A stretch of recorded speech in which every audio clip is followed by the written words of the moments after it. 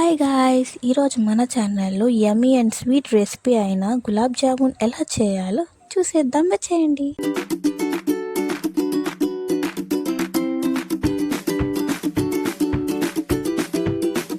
Sorry guys, నేను half నుంచి record చేయడం స్టార్ట్ చేశాను. అండ్ ఫస్ట్ అయితే మనకు స్టోర్లోనే గులాబ్ జామ్ పౌడర్ అయితే దొరుకుతుంది. అండ్ ఆ పౌడర్లో మనం పాలు పోసుకొని చపాతీ కన్సిస్టెన్సీలో అయితే మనం కలుపుకోవాలి. దాన్ని చిన్న చిన్న బాల్స్ లాగా అయితే మనం చేసుకోవాలన్నమాట. అండ్ ఒక పక్క అయితే ప్యాన్లో ఆయిల్ అండ్ ఇంకో పక్క జీరా అయితే పెట్టుకోవాలి.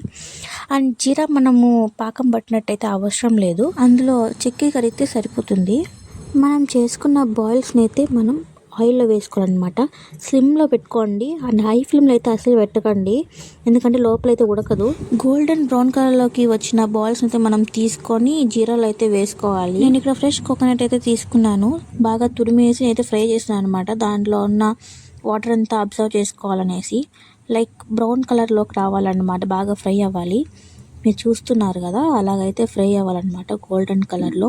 దీన్ని మనం మిక్సీ జార్లోకి అయితే షిఫ్ట్ చేసుకుందాం. ఫైన్ పౌడర్ లాగా అయితే చేసుకోవాలన్నమాట.